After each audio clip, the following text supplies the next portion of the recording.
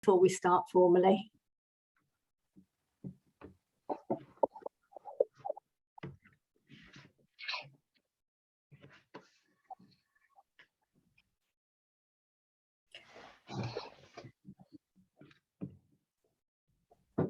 Just as you're coming in, everyone, if you do need the transcribing service this morning, it's on the top left, so the custom live stream service. If you click down there, you will see Otter AI. Yeah.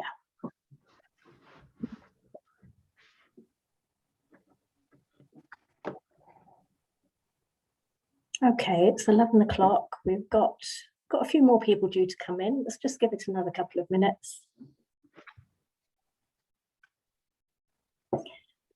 If you haven't got it open, we are using the chat box this morning. I'll say a bit about that in a minute.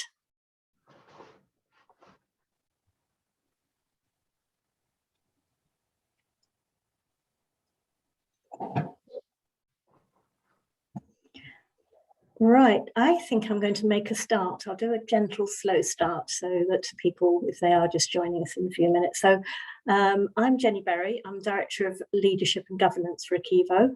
Pleased to be welcoming you all to our webinar with the Charity Commission this morning. So thanks very much. It's great to be engaging with the Charity Commission and their team. I'm sure you've got your questions to ask. We're focusing this morning on serious incident reporting and mergers. Those are the two subjects that we hear a lot about through the ACEVO's governance advice support service. So the questions could have gone all over the place, but those are the key themes that we're focusing on this morning. Before we get going with that, we've got a couple of housekeeping things. So we are recording this session. The recording is only for ACEVO use. We'll put it so members can access that if they need to. It's not going on YouTube. You can feel this is definitely your safe space. So feel free to use that. As I say, we're using the transcribing service. It's the Otter AI, which is at the top left. For questions, we're using the chat box this morning, so please do put your questions in there. I'll keep an eye on the chat box, and if you've got questions for Tracy, who's going to be speaking about serious incidents, or John is going to be speaking about mergers, I'll try and keep track of them so that we can raise those questions appropriately at the time. So I think that's it. I think we'll get going now. So first of all, I'd like to introduce Paul Latham, who's the Director of Communications and Policy at the Charity Commission. Paul, would you like to introduce yourself and say a few words? Thank you. Hello, good morning, everyone, and thank you, Jenny. Would you like me to kick straight into my 10 minutes of please, thank you. So thank you. I'm really grateful to ACEVO for hosting us today. And to begin with, I wanted to thank you all too. So, we've been through an incredibly tough year as a nation, and we've needed to call on charities like never before. So a big thank you from me and from us. The pandemic, of course, has shown that charities of all types and sizes make a vital contribution to public life. We've seen so many of them step up and be there when we've needed them most, and as our health and our well-being has been threatened by the virus and by its impacts. I think without the dedication of charity chief executives right across the UK, of course, the challenge wouldn't have been met. So I thought I'd start with the view from my seat, which since I started in the role a year ago has been almost exclusively in our spare room, as you can see, and our view of what's been happening to the charity sector as a result of COVID. So of course, I don't need to tell you that the pandemic continues to take a substantial toll. We can't yet draw really definitive conclusions on its overall impact, but I can share what we've been doing and what we've been seeing so far. So it's clear, of course, that many charities have seen demand for their services increase very considerably, whilst of course some, by contrast, have been forced to suspend their activity entirely. While a few have seen their income increase dramatically, many more are obviously grappling with significant reductions in income. And we are now seeing indicators of that in our own data, some of which carries a lag. that the sector's financial resilience is worsening. For example, the number of larger charities who have no or negative free reserves has increased from 9% a year ago to 28% now. So, a big increase in those without reserves. We've also seen the number of matters of material significance reported to us by independent examiners and auditors this year rise 25% compared to the previous year. And since the pandemic began, we've received nearly 3,000 serious incident reports from charities, 425 of those relating specifically to COVID-19. And of course, we're speaking about serious incident reports shortly. We haven't yet seen large numbers of charities closing, though this is data that carries a lag at the Charity Commission. Nor have we been inundated with requests to consider charity mergers. John, of course, is going to talk about that as an option later. What we have seen, though, are very difficult decisions being taken, strategies being reshaped, workforces reducing, and service offers being redefined. And of course, in part, that explains why charities haven't been evidently closing in large numbers at this point. In our conversations, we've seen strong examples, actually, of good decision-making in practice in the face of the incredibly difficult choices that have been facing many charities. So that includes, long-term strategic planning, even in the midst of crisis, and close working between boards and executives. I think what's characterised the best of these discussions is that they've involved a clear focus on their charity's purpose, on their beneficiaries, and the reasons that they were set up as charities, and with an eye on both short-term needs but also long-term prospects. And I think we've also been encouraged by examples of innovation in the sector, even in the midst of this. So obviously the acceleration of digital approaches to fundraising and service delivery, but also of charities coming together to work in partnership with each other.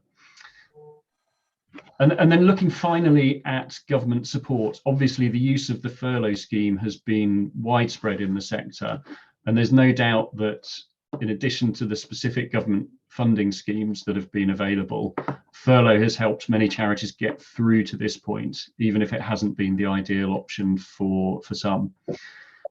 So what about the Charity Commission's response? Well, from the early days of the first lockdown, we've been having regular conversations with sector bodies, and I must pass on my appreciation to ACEVO and in particular Vicky Browning for being clear, candid and constructive in all those discussions that we've had. We've also met chief executives and chairs from a range of charities. And taken together, those conversations have really helped us to identify the pressing issues for charities so that we could respond. And our aim has been to ensure that our approach has been as flexible and pragmatic as possible, whilst helping trustees to think about the wider or longer term impact of their decisions on their charity. So as one example of how we've responded, we introduced a facility allowing charities to apply for a postponement of their annual reporting deadline, and nearly 5,000 charities have so far used that option. My team also published additional guidance on a range of topics, such as the use of reserves and how and whether to hold AGMs during lockdowns. On the latter, we also worked closely with the government on legislation to allow certain types of charity greater flexibility on meetings, as well as legislation on insolvency triggers. So that's those are some examples of how we've responded. And as for so many of your organisations, obviously the Commission's work itself has been quite changed by the pandemic. Our core purpose, though, has stayed the same, and we've continued to place the public interest in charity at the heart of everything we do. And that's because charities rely on continued public goodwill and support, as you know, and because the public needs well-governed, efficient and accountable charities that we can all support with confidence. That's all the more so as we emerge from the pandemic, of course. So I make no apology that the Commission continues to take charities to task when they fail to meet the expectations of the law or our guidance, and that we've continued to call out behaviour which, whilst it might not be a technical breach of the law, goes against the reasonable expectations of the public that charities should behave differently from other entities. It's also the reason we treat every concern that's raised with us about a charity with respect, regardless of where in the country or in our society it comes from. Of course, some of those complaints have been very high profile. It's been, a really lively year beyond only the pandemic. And these do feel like very divided times in our country. Not all the complaints we receive will or should lead to regulatory action from us, but each one does deserve to be taken seriously. And we know that charity trustees and chief executives will continue to be engaging with controversial or divisive issues in the period ahead. That's why we published a blog from our chief executive recently, setting out expectations. It makes clear that trustees have got wide discretion, and it's not for the Commission to tell trustees what's in the best interests of their charity. Decisions must, though, be reasonable in the circumstances and in support of their charity's objects. Charities are allowed to campaign and to take controversial positions in support of their purpose, but any involvement with political parties must be balanced, and they must not give support or funding to a political party or to politicians. And overall, if your charity's activity generates concern and upset, you will need to be ready to explain your reasons to your members or your supporters, to the public, to the media or politicians, and yes, perhaps to the Charity Commission as well. So of course, we know the vast majority of charities are doing great work and they're doing their level best. And it's really important to me to make clear that our job on behalf of the public is not just to hold charities to account when things go wrong, but equally importantly, it's to help them to get it right. And of course, while there should be a healthy respect for us as a regulator, we want to be approachable and we want to be accessible. And in fact, a priority for us in the last financial year's business plan was for the Commission to be, as we called it, open for business. We wanted to signal to all of our potential customers that we're here to provide not just a service, but a good service. And we've invested in our contact centre, and we're proud that it's been answering calls every working day since the pandemic hit, despite having to move overnight to home working. We took 50,000 calls last year. We answered the vast majority of those first time. We've also introduced a more straightforward new online form for charities to report serious incidents. Tracy might say more on that later. And more generally, we've made our website on gov.uk easier to navigate and our guidance more accessible. And I'm really proud of the plain English 5-minute guides that we launched in November. And last month, we launched a communications campaign to further promote those to charities, encouraging trustees to be certain in uncertain times. So as well as being open for business, our second priority last year was to build a better, more professional organisation.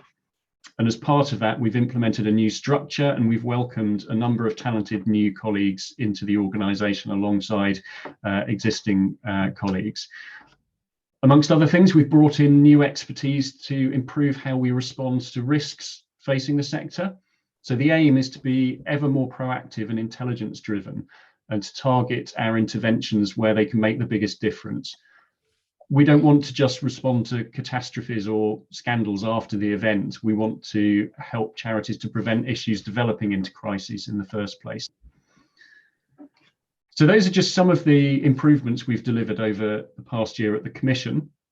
And we've just agreed with our board a new set of priorities for 2021-22. We'll publish that in the coming weeks. I don't want to preempt that, but I can say that we intend to bank what we've achieved so far and then cover more ground and increase our reach. So we hope to reach more trustees and more charities to help ensure that they're equipped to run their charities effectively. And we want to reach more of the public as well, making sure they know we're regulating in their interest. And of course, a central priority for the year ahead for us is to help the sector to deliver the most impact as the country, we hope, recovers from the impact of the pandemic. So at the Commission, we will do all that we can do to support the sector's resilience and ensure it's able to play its full part. Thank you. That's what I wanted to say this morning. That's brilliant. Thank you so much, Paul. That's covered loads, and some of the numbers you've come up with there are really, really impressive. We thought our advice line was busy, but then you say 50,000 calls and puts it into levels it out rather a bit. That's really impressive.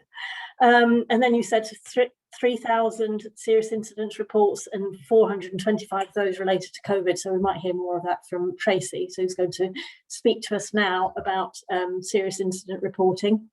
So Tracy Howarth is the Assistant Director of Casework. Thank you. So you're going to do a presentation first of all, and then we'll open it up for some Q&A. Thank you very much, Tracy.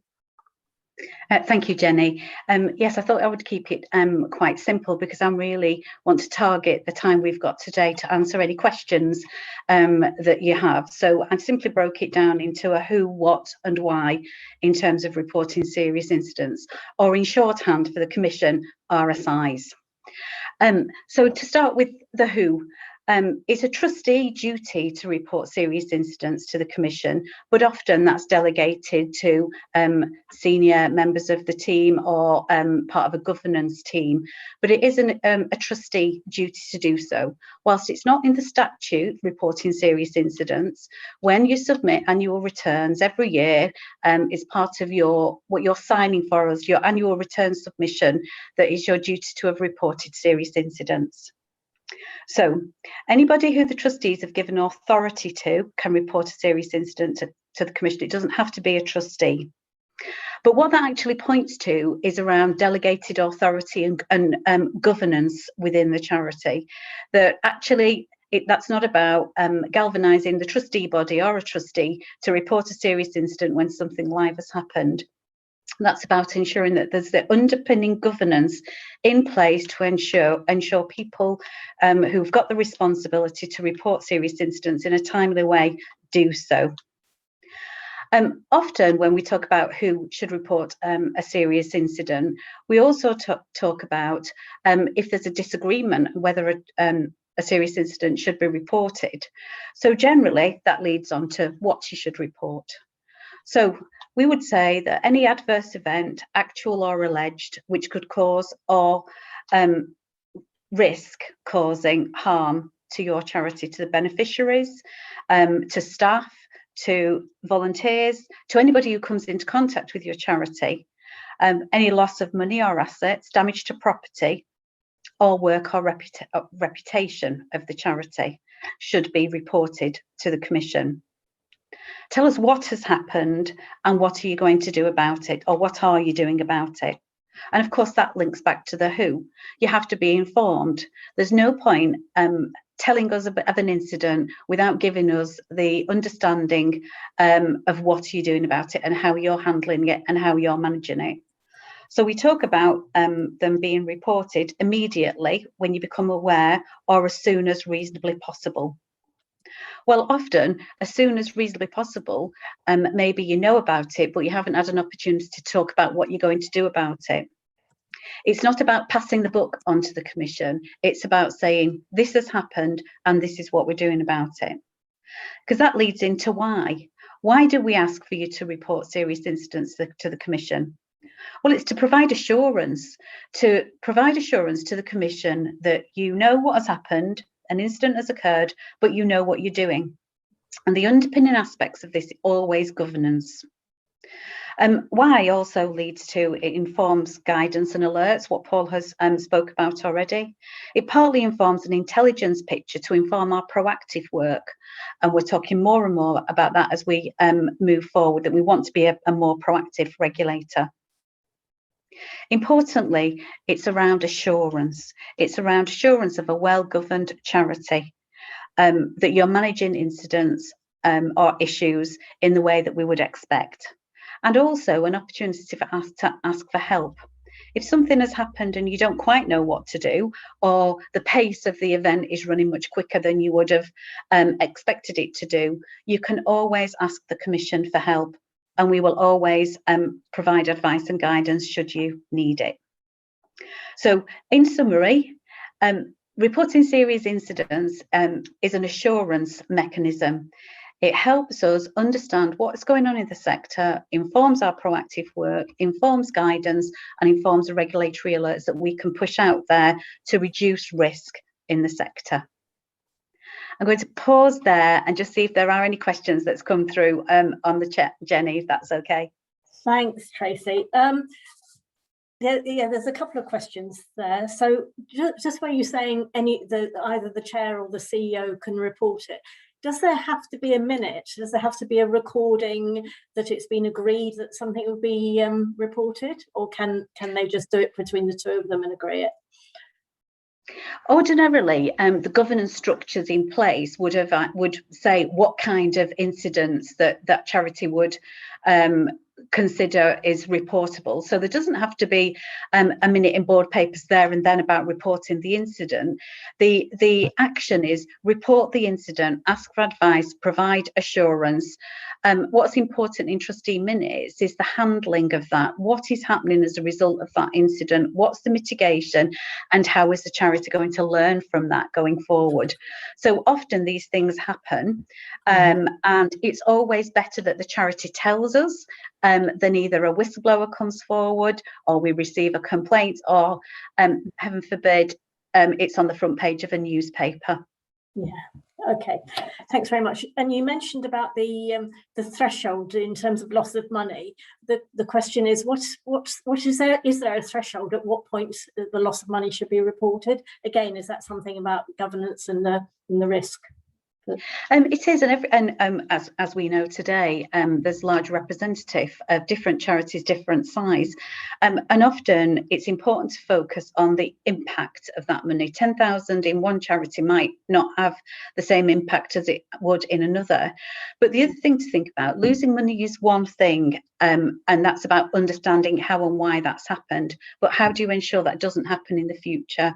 So again, that's about the impact that the loss of those funds would have on your beneficiaries or the activities of the charity. So I would suggest it's a judgment call, because whenever you start to put a number on these kind of things, everybody hangs on to a number, but often it's really important to understand what is the impact or the value of that loss.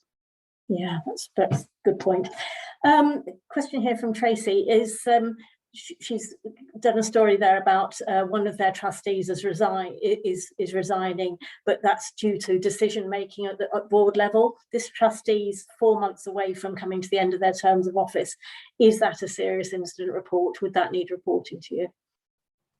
Again, that's around the impact, that's around what else is going on in that charity. Why is that trustee resigning? Is it likely to hit the headlines? Is it likely to reduce funding opportunities for that charity? Is it likely to impact on the delivery of benefits to beneficiaries? So it's understanding everything in the round.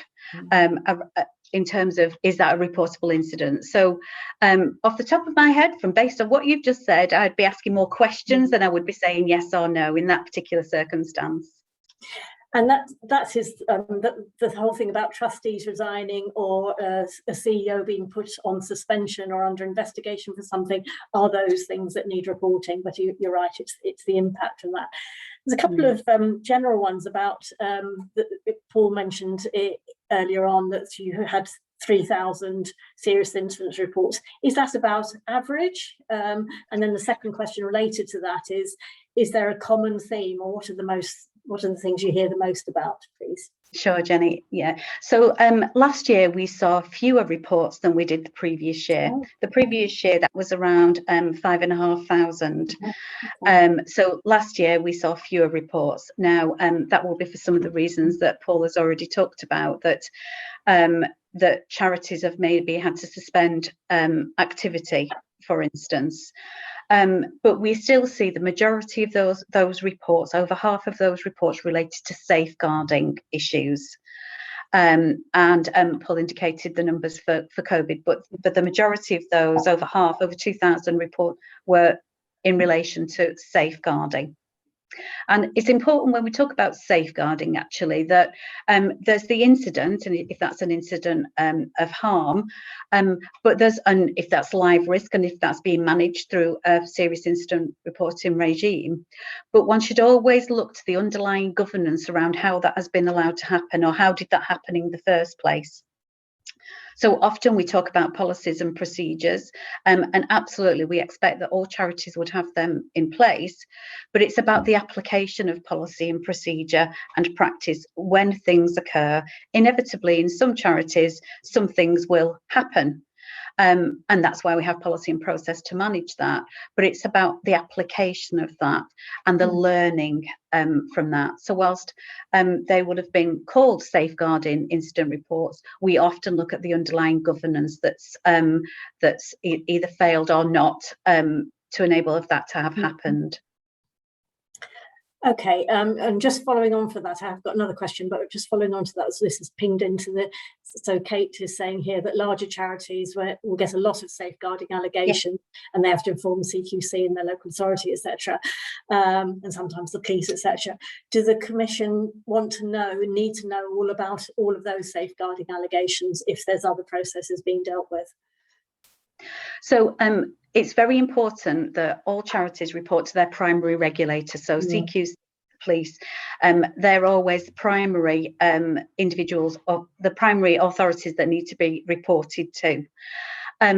So long as policy and process is being followed, and should there be any follow-up from CQC, for instance, or the police, then yes, it's always advisable to tell the Commission, because at least then we know about it. Should we get any complaints? Should a whistleblower come forward?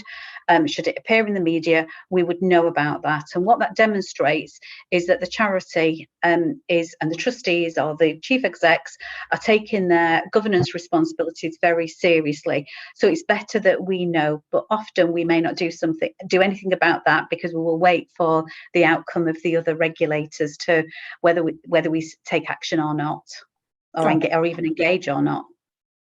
Thank you. And we've spoken about this, Tracy. There is some fear, if you like, or an anxiety that reporting a serious incident can send alarm bells ringing. What's going to happen next? Is going to be a tap on the shoulder, a knock on the door, those kind of things. Could you talk a bit about what happens when you receive a serious incident, and what the next steps would be? Yeah, sure, Jenny. So when we receive a serious incident, it goes into a small team who are looking at and assessing the information Paul touched on earlier. We have an online form, and the online form was designed to enable us to capture as much information as possible for us to make an assessment when that serious incident comes in. So we make an assessment based on all of the information that's provided. And again, I double underline, don't just tell us what's happened, tell us what you're doing about it, tell us how you're managing it, tell us how you're mitigating that risk. And often we will be assured, and we will note that on file against charity's detail, and we will always acknowledge that. And it may be we don't do anything further. We just know that that's happened and we hold it on our records. If advice is asked for, we would engage with whoever submitted the RSI or our contact with the charity and provide advice and guidance. If assurance is not provided at the point of submission of the RSI, so if we've looked at that and that raises more questions than provides answers, then it is likely that we will engage with the charity to seek further assurance, or we might ask further questions to find out more about the incident. If we believe that that represents risk or harm, and we haven't got the information needed, then we are likely to engage in what we call a regulatory compliance case, for instance. But again, that will be about fact-finding and assessing the information that's being provided. And so long as there's full and frank disclosure, so long as there's activity around putting right what has gone wrong, so long as there's reflection and learning, then there may not be further regulatory action. It may be that we decide that advice and guidance under 15.2 of the Act would be required. But it's rare, I would suggest, that somebody who's reported an RSI to us with a full and frank disclosure, being very clear what they're doing about it, that would escalate beyond regulatory advice and guidance. It has happened, of course it has happened, but that's about trustees and chief execs understanding their responsibility and seeking advice and guidance when they need to. Regulatory powers are not meant to be punitive, they're meant to be able to direct and support people or support charities to get back into good governance. Okay, and if you don't need to take any further, you don't need the follow-up, will there be a response back saying we don't need anything else, or is it just left hanging? So how long will people have to wait for a response back from you? So it's usually quite quickly. Things have slowed down a little bit during during COVID's times, but gone are the days where charities or trustees were waiting 6 weeks for a response. We normally turn that around now within 10 days, unless of course some of your members are going to tell me that that's not the case. But the service level we've been delivering is a response within 10 days, and often that will be about thank you, we're assured, or we've got more questions, or if there's advice and guidance. But clearly, I'm very interested in feedback if that's not the case. And if it is left there, so we've just got a question here from Anna. If something has been closed down internally, you should be told that it's been ended, and you can then close it down your end.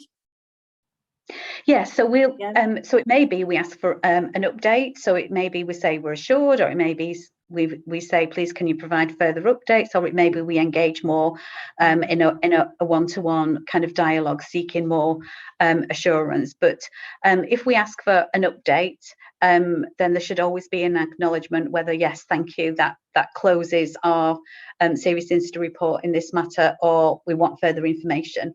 But there should always be something that signals the closure of that particular incident. And again, I'd be very interested in your feedback if that's not the case or not their experience. Okay, thank you. I've got tons of questions here about the safeguarding, which I'm going to, I hope our audience will bear with me, and I'll try and summarise them. I think you answered this, but a question again about clarity about do the Commission want to know about all safeguarding incidents, which would be a high amount of some in care settings. And then related to that, a separate member is asking about the young people they support. They're trying to help with if somebody becomes homeless, is that reportable as a safeguarding issue? Another where two service users might be having a difficulty, and there's allegations of serious incidents between two service users, that is safeguarding, would you need to know? So it's about a bit more clarity about the level when you need to hear about things. But the good news is somebody else is saying that the reporting of the serious incidents, the form is really easy to complete, and I'm aware of that. It's not as intimidating as it sounds. Yeah, no, well that's definitely good to hear. Mm-hmm. So some charities work with very vulnerable people and work in environments where incidents are occurring frequently, perhaps, or hopefully not too frequently, but is part of working with vulnerable people or people with particular needs and issues. The Commission does not want to know about every single incident that's occurred in a setting that the charity is set up to manage and support. And in the case of a person becoming homeless, I'm sure that is not unusual for charities to manage in this day and age. It is, however, about the risk and the impact. So long as the charity is delivering their purpose to their beneficiaries in the safest possible environment that they can, and they're managing within their policies and procedures, that any other governance, so CQC, inspections are taking place, whether they're reporting incidents to the police. If it's reportable to the police, then I would say it is appropriate to tell the Commission. But you're always telling the Commission what you have done about it. This is not about telling the Commission everything that happens within your setting. It's about saying these are extreme incidents. These are things that are more unusual in that particular setting, rather than things that you prepare and set up to manage. So I would caveat that with if in doubt, report it. And we can always say to you, there's no need to report these, because the fundamental thing is not that it's happened, because we accept that things do happen in charities. It's what are you doing about it? How are you managing it? What lessons learned have you got? If there's a repeat of this and this start to become systemic, then that is a problem. So if the same incident has happened more than a couple of times, then you would expect the trustees and the senior team to be looking inwards to say, why is that happening? We should report this, and this potentially might raise other concerns. There might be some underlying governance failings that are not quite tackling the safeguarding issues specifically. So I can't say report all, and I can't say don't report any. I think as a trustee body and as a group of senior executives, that's about deciding what is the level of harm, and therefore what is the impact, what has gone wrong, what are you going to do to fix it, but always reporting to your primary regulator first. Okay, that's really helpful, and I think it's having the plan in place, isn't it? So you don't particularly just want to have the incident, you want to know actually what are they doing, are they looking at their internal systems, what are they doing for that? So thank you very much, Tracy, and breathe. So that we've got to the end of the time, so thank you very much. There might be another couple of questions, but I'll feed those back to you separately afterwards by email, if that's okay. Yeah, no problem, Jenny. Thank you. Thank you very much. Thanks this morning. So we're going to move on now to mergers. Thank you very much. And I'd like to introduce John Metton, who's going to talk to us about merging charities. John is the Assistant Director of Legal Services. So over to you. Thanks, John. Thank you very much, Jenny, and good morning, everyone. Now, I do have a set of slides, which I think we're going to have hosted not by me. So there we go. Fabulous. So there's my set of slides. Good stuff. Trust everyone can see that. So this is to talk about mergers, and as Jenny said, my name is John Mayton. I'm the Assistant Director of Legal Services at Charity Commission. And before I joined the Charity Commission, I actually worked in private practice as a lawyer, advising charities and other organisations on mergers and restructures. So I've got a fair amount of experience on, as it were, the other side of the fence. And I'm not purporting to cover in massive amounts of detail how all of these things work. Some of you will know that there's a lot of complexity under the surface, but really this is a reminder in the context that we're in 2021 at the moment about some of the issues and some of the concepts, and obviously how the Commission is involved in that. Now, a little known requirement of the coronavirus legislation that was passed last year is that because I'm giving a presentation on behalf of the public authority, I have to say next slide, please. So next slide, please. There we go. One of the first questions to ask, in particular because I'm a lawyer, is what does the word mean? So what is a merger? And actually, there's a lot of different types of thing that are actually mergers, but basically what we're talking about is two or more organisations coming together into one organisation. And the Commission, in its approach to talking publicly in its guidance about this sort of thing, draws a distinction between mergers and collaborative working.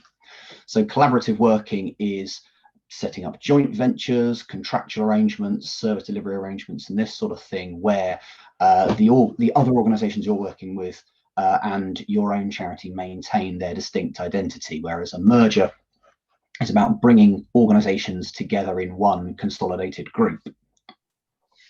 So there are different reasons and different bases for going into mergers, and I've talked about on this slide I've talked about this in terms of reactive and proactive. So reactive is mergers which react to events. Now, Paul mentioned earlier on that we at the Commission at least have not seen what we and others speculated might happen as a consequence of COVID and the financial pressures on charities in the form of a rush to merge.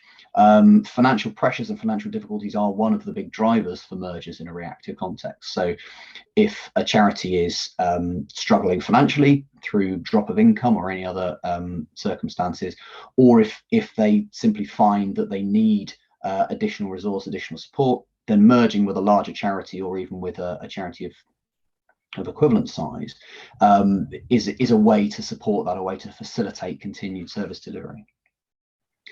But also mergers take place in a proactive context. Of course, it can be a way to expand. It can be a way to achieve greater efficiency through economies of scale. In particular, if you have a number of organisations of similar size serving similar groups of beneficiaries or pursuing similar objects, it can be a sort of classical way almost of achieving economies of scale is to merge into one organisation. Next slide, please. So issues to consider, there's a list sort of hundreds of items long, which could be written about issues to consider in the context of a merger. But this is a sort of highlight and summary about how at least the Charity Commission would consider that charities ought to be approaching this. And first and foremost, of course, is the charity's objects. I've written objects and beneficiaries there, but as we all know, charities exist to further their objects, to further their purposes. And fundamentally, just like any other decision that a charity makes, and ultimately these will be trustee decisions, just like any other decision that charity trustees make, it has to be done in order to further the charity's objects. And where that charity has a defined group of beneficiaries, it has to be done with the interests of those beneficiaries in mind. Now, we are talking, of course, about big projects which will affect the life and future direction of your organization. And in these contexts, you have to balance, trustees have to balance current interests and future interests. And there can sometimes be a tension between the two in that respect. In particular, if you're the sort of organization that serves a class of individuals who you're aware of and interact with, who might not want to see the charity merge with other organisations, and that can create a bit of tension. But fundamentally, as with everything else, like I've said, this has to come back to furthering the objects. Will this merger allow us better to further our objects, or indeed not even us necessarily, but will this merger allow our objects to be furthered better than they currently are? Now, when we're thinking about mergers as a topic, one thing that, funnily enough, can be easy to overlook is the right selection of a merger partner. And it's an easy thing to sort of elide into, well, you know, this is a similar type of organization, or this is a very large organization that works in a similar space to us and has a great reputation. Surely these would be good partners. Well, there's a lot more thinking that is needed there, both before and after the initial decision to go into this sort of project. And there's a lot of variables here. There's a lot of things to assess. So, you know, the type of organization you're working with, the type of culture in the organization, whether the two or more organizations are going to be a good fit. And actually, there's a fair amount of groundwork to do before even making that initial approach. And possibly the most bold summary that I've given on this slide is technical issues and risks, because there are a wealth of technical issues to deal with. Now, these will very much, the technical issues that you would need to consider will very much vary depending on the types of charity involved in the merger and the structures involved. There's a number of different legal processes, all of which can be characterized as merger. Charities with staff, with pension commitments, with borrowings, with property assets, all of these have their own different things to be thinking about. Commission's got some guidance out there on this type of issue to think about in terms of merger projects. None of that is a substitute for proper professional advice. And at the scale of the organisations that the ACEVO's members represent, we are talking about the sorts of project where professional advice would be needed in order to make sure that all of these issues work smoothly. So there's a lot of thinking to be done, and ultimately, you know, it can be something where chief executives really need to get under the skin of things and really need to read in heavily and understand what's going on. but this is all sort of post initial decision and before the final decision is made. Next slide, please. I think this is the last one where I've got any real substance before I look to Jenny to pass on any questions. And this is just to set in context the Commission's role. I've referred a number of times to the guidance that the Commission has out there. We've got a few items of guidance on it. We've got a CC publication on collaborative working and mergers. We've got a checklist on mergers. And also we've signposted to some of this in our COVID-19 sector guidance that some of you will have seen that we've been putting up and updating over the course of the pandemic. Because like I've said, there will be pressure towards this. Whether that turns into more mergers in reality is still yet to be seen, I think. So there's a lot of guidance out there, and of course guidance from other organisations as well, which will be sort of more sector specific. We've got a lot of information on our register, which of course is a good source of information about potential merger partners in the charity sphere. So you'll have seen last year we updated our register display. We went through a big piece of work to re-present that and to put out a different formulation of the information on the register on our website. That's searchable through a number of different criteria. So if an organisation is looking for a merger partner, you can go through the register and search against criteria which you think might make the search results relevant to the sorts of organisations you might want to approach. And then there's the stuff which we need to do if mergers are going to go ahead, which is our statutory consents and sometimes registrations. Now, it's entirely possible, depending on the structure and the details, entirely possible to put through a merger without the Commission's involvement. It just depends on what legal steps are necessary. So, for example, charities might want to change their objects in order to merge. Change of objects is going to be something in almost all cases that needs Charity Commission's consent.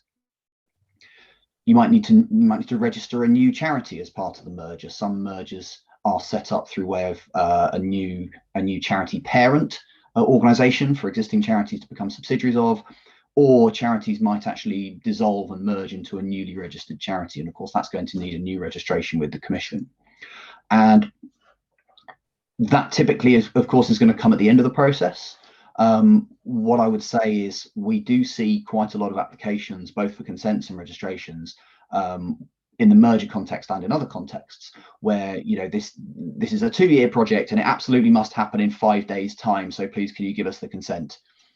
Which our teams will do everything they can to facilitate, but they will also be thinking, if it's a 2-year project, could you not have applied a little bit earlier?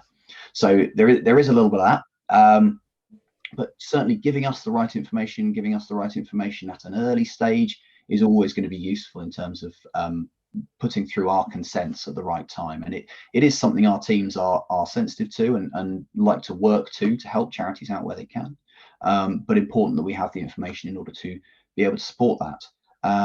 Final slide, please. Thank you. So Jenny, any questions? Yes, thank you. I love that last slide. That's brilliant. Thank you very much.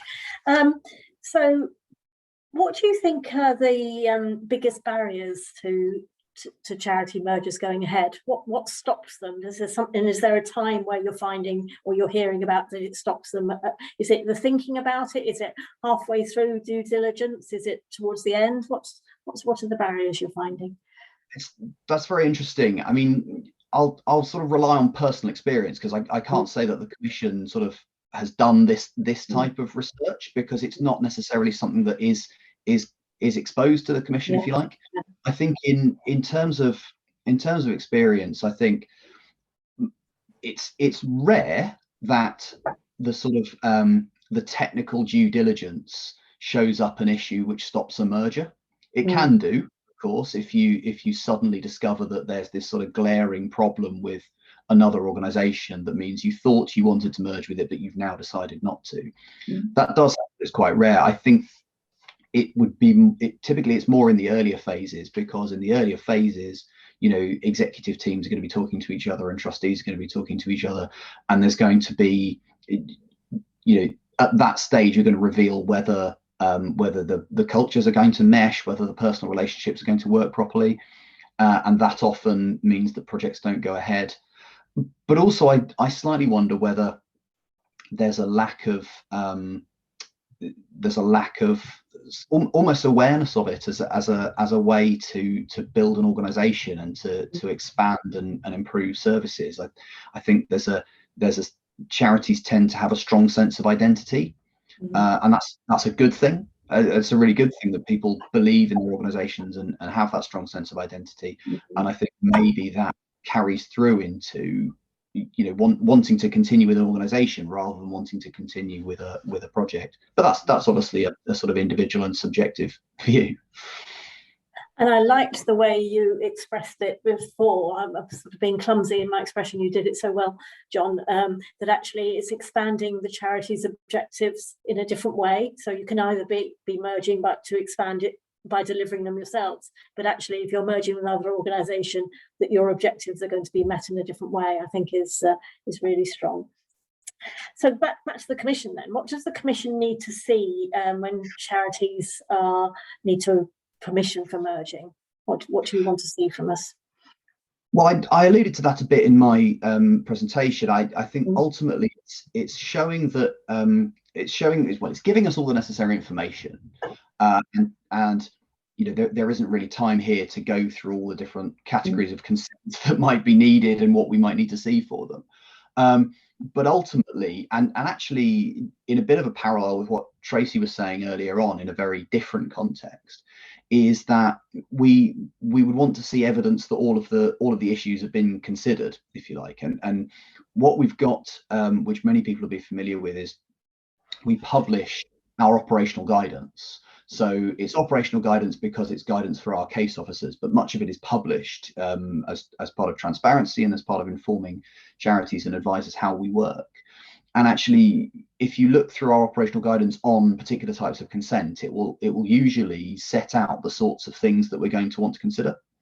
And so, you know, giving the information to support that consideration, you know, showing us how conflicts of interest have been managed in a particular scenario, showing us why, you know, the thing that you need this consent for will be in the interest of the charity to further its objects. All of that is going to help smooth the decision making and mean that, you know, we don't have to scratch our heads and come back with questions, but we can make a quick decision. Thank you. And I don't. This is an opinion rather than a Charity Commission view, I think. So, others, Paul and Tracy might have a view on this.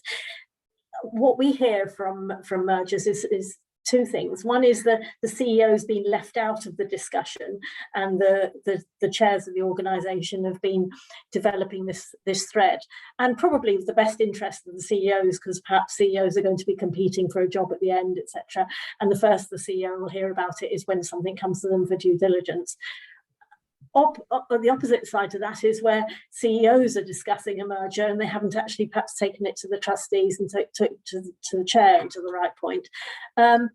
And then also where the CEO and chair will go ahead and talk about mergers without talking to the rest of the board. I wondered if you had a view in good governance, then it should be all encompassing. So any comments on that one? Well, it's an interesting question. I mean, every merger project and proposition is going to be different, and every set of personal relationships are going to be different. And you know, I've mentioned a couple of times personal relationships here, and that is often the spark that kind of triggers this sort of work. But I think we would always expect the whole board to be very substantially involved in any discussion around a merger, because it's one of the biggest things your organization can do. It might involve winding up your entire organization and handing over its business to another organization. It might involve appointing new people to your board. You know, it's a fundamental piece of work. And although it can be driven by a chair, it can be driven by a chief executive, I think certainly the whole board would want to be and ought to be closely involved in it. And I would anticipate that any organisation of a substantial size is going to closely involve, or should closely involve, its chief executive, because ultimately, who is going to be doing all the work on this? It's going to be that person. Absolutely. Thank you very much.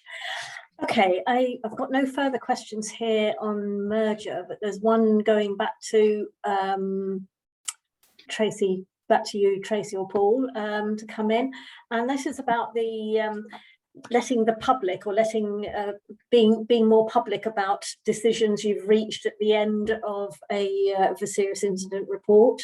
So somebody is saying here that a charity had broken the law. It was found in the tribunal they'd broken the law. There was negative press coverage.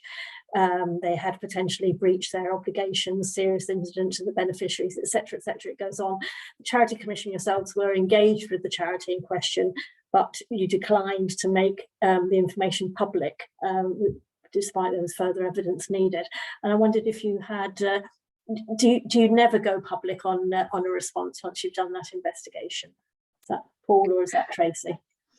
I'll start, but I'm sure Paul would want to come in. And I don't think there's a general answer to that. I think all circumstances are very different. And if the Commission has decided not to go public, there will be very specific reasons for that. And likewise, when we do publish case reports or case closure statements, there's reasons for that, and that's often for the public interest or wider learning. So obviously we can't comment on a specific case in this particular instance, but there is not a one-size-fits-all. We do have a publication guidance. It is on our website, but it is very specific and depends upon the circumstances.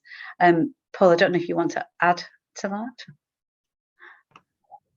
So I think you've covered that quite well, Tracy. I think it's worth just being clear about the volume of casework that we have. We're in the thousands here, so we don't publish the outcomes of all of our casework. That wouldn't be practical or indeed appropriate. But as Tracy says, we do think carefully about the public interest and kind of wider learnings. I think those were the two things that Tracy pointed to, and I think that's right. That's why we would make public the outcome of our investigations or our regulatory cases.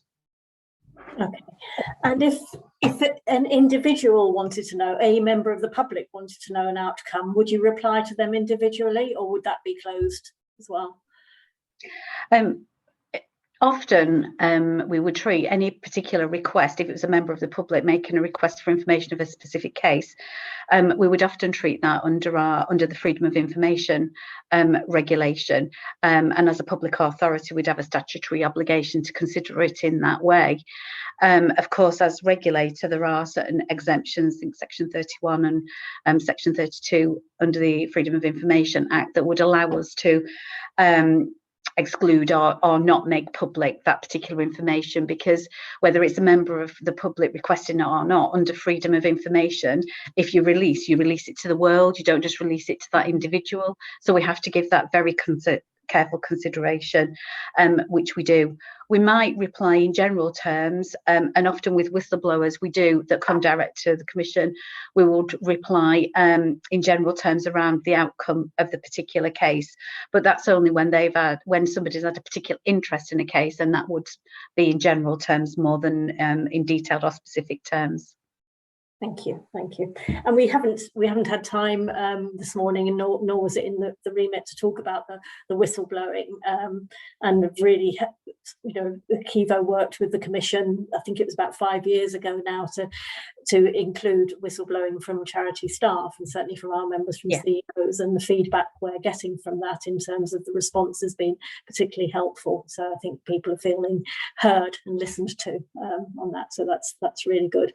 We're drawing to the end of our time, and the questions have gone quiet now, so I think we'll close this down. So really appreciate your time and taking all these questions and the energy and the information you've shared with us today. So thank you very much, Tracy, John and Paul, for your time this morning. Really appreciated it. I'll send through the chat box so you can see the nature of the questions that have come up, just for your information, your use only. Thank you all ACEVO members for joining us this morning. There's been a lot of discussion going on there. There's lots of feedback here saying people have found it really helpful and really useful. So we'll do another one at some point. We'll look at the next subjects, but it'd be nice to keep this going, perhaps a couple of times a year, maybe. It'd be useful to keep that going. So thank you very much. thank you, Hello and ACEVO for running this for us, and see you all soon. Enjoy the rest of your day. Bye for now. Thank you. Thanks. Bye.